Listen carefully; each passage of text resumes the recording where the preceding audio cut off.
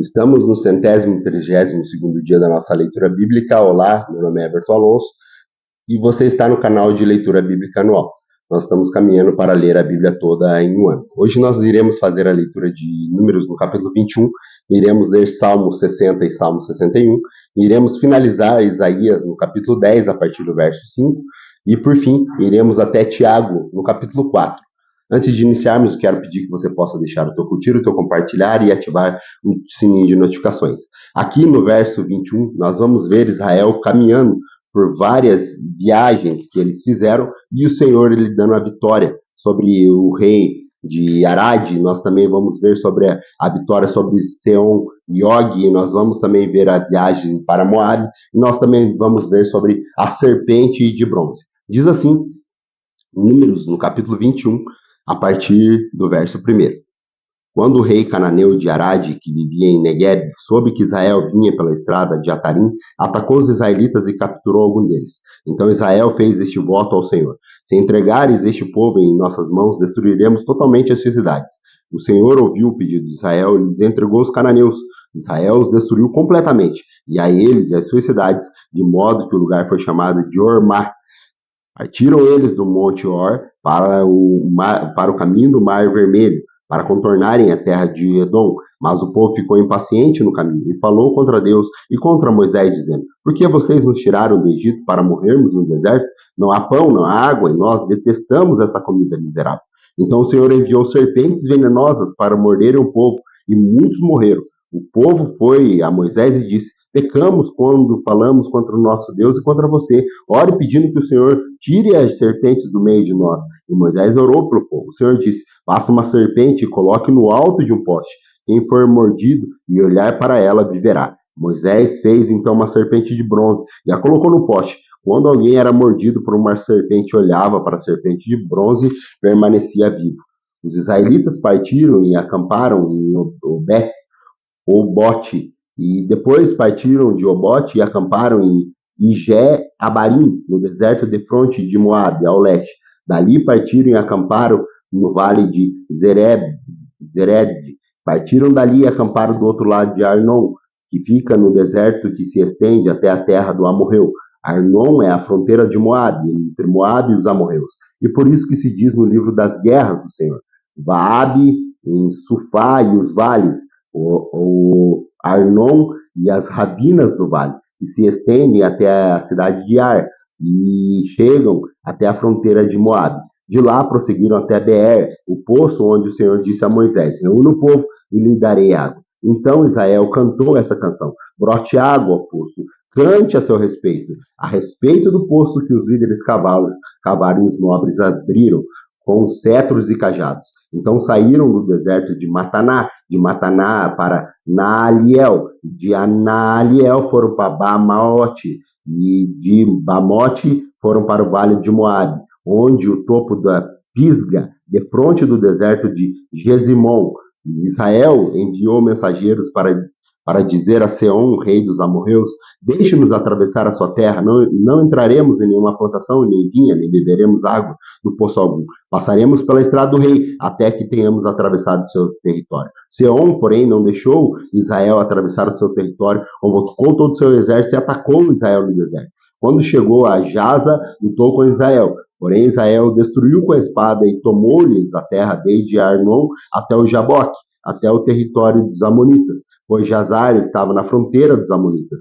Israel capturou todas as cidades dos amorreus e ocupou inclusive Esbom e todos os seus povoados.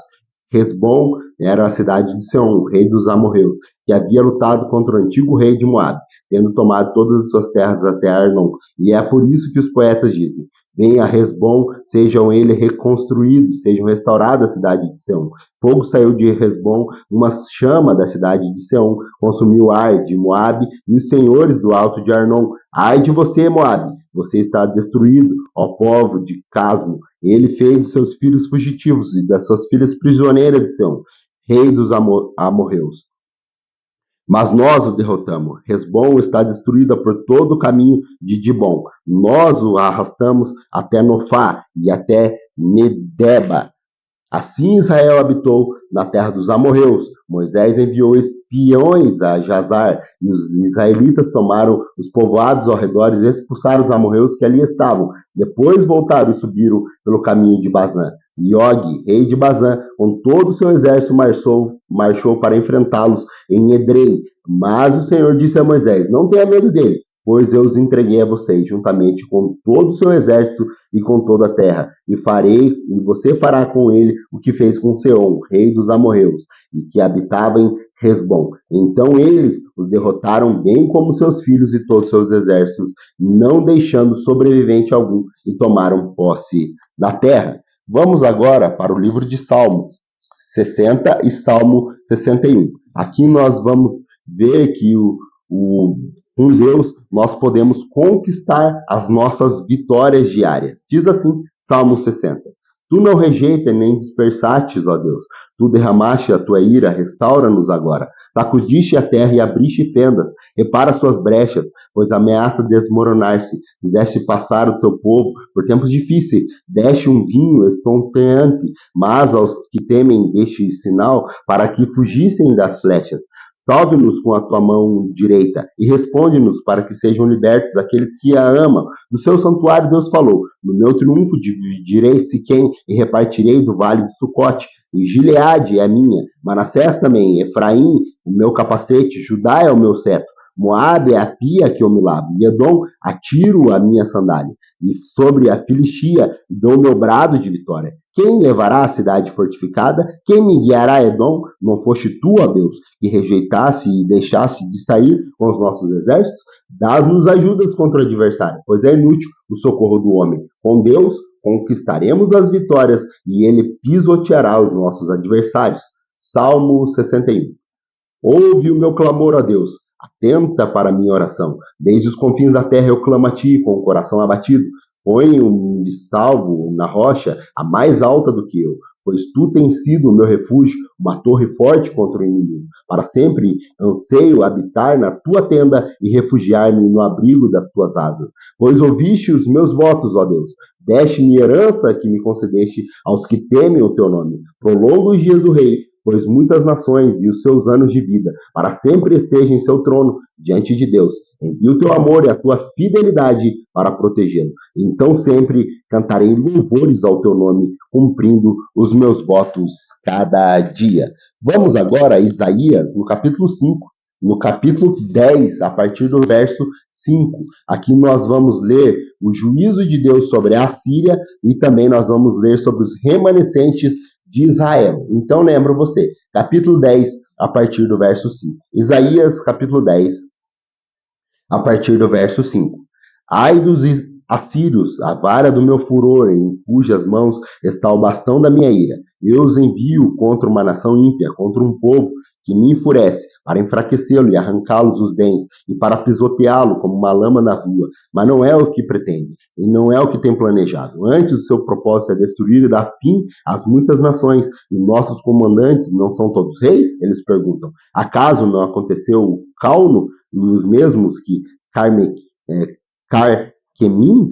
Amate não é Arpade? A Samaria como Damasco, assim como os reinos idólatras foram conquistados por minhas mãos, reinos cuja imagem eram mais numerosos do que a de Jerusalém e de Samaria, eu tratarei Jerusalém e as suas imagens como tratei Samaria e seus ídolos. Quando o Senhor terminar toda a sua obra contra o Monte Sião, contra Jerusalém, ele dirá: castigarei o rei assírio pelo orgulho e obstinado de seu coração e pelo seu olhar arrogante, pois ele diz: com a força da minha mão eu o fiz, e com a minha sabedoria, porque tenho entendimento, removi as fronteiras das nações, saqueei os teus tesouros, como poderoso subjuguei os habitantes, como se estica o braço para alcançar o ninho, assim estiquei o braço para apanhar a riqueza das nações.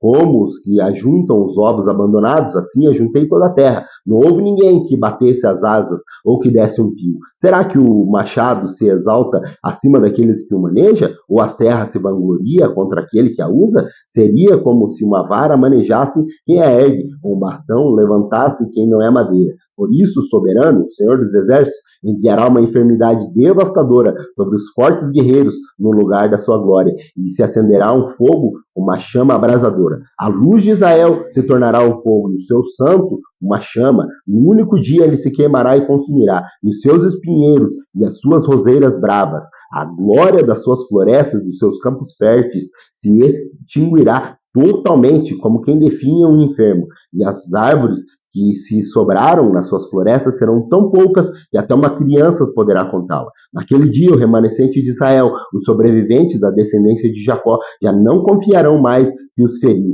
Antes confiarão no Senhor, no Santo de Israel, com toda a fidelidade. Um remanescente voltará, sim, o remanescente de Jacó voltará para Deus poderoso. Embora o seu povo, ó Israel, seja como uma areia do mar, apenas um remanescente voltará. A destruição já foi decretada e virá transbordante de justiça. O soberano, o Senhor dos Exércitos, executará a destruição concreta contra o país. Por isso, soberano, o Senhor dos Exércitos diz: povo meu, que vive em Sião, não tenho medo dos assírios, quando eles as espantam como uma vara, e erguem contra você um bastão, como fez o Egito.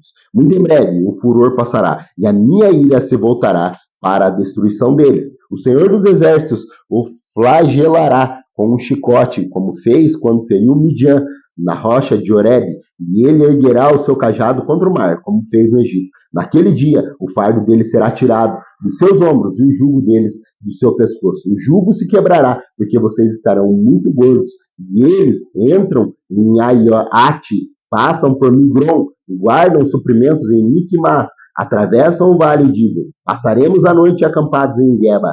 Ramá treme, Gibeá de Saul foge, clama os habitantes de Galim, escute, ó Laís, pobre Anatote, Made, Mena está em fuga, o povo de Jebim esconde-se, hoje eles vão parar em Nob, sacudirão o punho para o monte da cidade de Sião, para a colina de Jerusalém. Vejam, o soberano, o Senhor dos Exércitos, cortará os galhos com grande força, e as árvores altivas serão derrubadas, as altas serão lançadas por terra, e com o machado ele ceifará a floresta, o Líbano cairá diante do poderoso.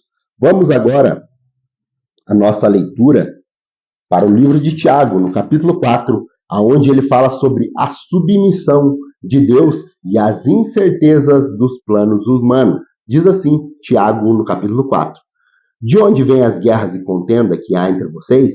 Não vêm das paixões que guerreiam dentro de vocês? Vocês cobiçam coisas, mas não a têm. Matam e invejam, mas não conseguem obter o que desejam. Vocês vivem a lutar e a fazer guerras. Não têm, porque não pedem. Quando pedem, não recebem, pois pedem por motivos errados, para gastarem seus prazeres. Adúlteros, não sabem que amizade com o mundo é inimizade com Deus? Quem quer ser amigo do mundo faz inimigos de Deus. Ou vocês acham que é sem razão que a Escritura diz que o Espírito que ele fez habitar entre nós tem fortes ciúmes? Mas ele nos concede graça maior. Por isso diz as Escrituras: Deus se opõe aos orgulhosos, mas concede graças aos humildes. Portanto, submetam-se a Deus, resistam ao diabo e ele fugirá de vocês. Aproximem-se de Deus e ele se aproximará de vocês. Pecadores, limpem as mãos, e vocês que têm a mente dividida, purifiquem o coração. Entristeçam-se, lamentam-se e chorem, troquem o riso por lamento e a alegria por tristeza. Humilhem-se diante do Senhor, e ele os exaltará. Irmãos, não falem mal uns dos outros. Quem fala contra o seu irmão ou julga o seu irmão, fala contra a lei e a julga. Quando você julga a lei, não está cumprindo, mas está agindo como juiz, apenas como um legislador. Há apenas um legislador e juiz, aquele que pode salvar e destruir. Mas quem é você para julgar o seu próximo? Ouçam agora, vocês que dizem: hoje ou amanhã iremos para esta ou para aquela cidade. Passaremos um ano ali, faremos negócio e ganharemos dinheiro. Vocês nem sabem o que acontecerá amanhã. Que é a sua vida? Vocês são como uma neblina que aparece por um pouco de tempo e depois se dissipa. Em vez disso, deveriam dizer: se o Senhor quiser, viveremos e faremos isso ou aquilo. Agora, porém, vocês se vangloriam das suas pretensões. Toda vanglória como esta é maligna. Portanto, pensem nisso. Quem sabe que deve fazer o bem e não faz, comete pecado. Muito obrigado pela tua companhia. Aguardo você amanhã, se assim Deus nos permitir, para mais um dia da nossa leitura bíblica. Até lá.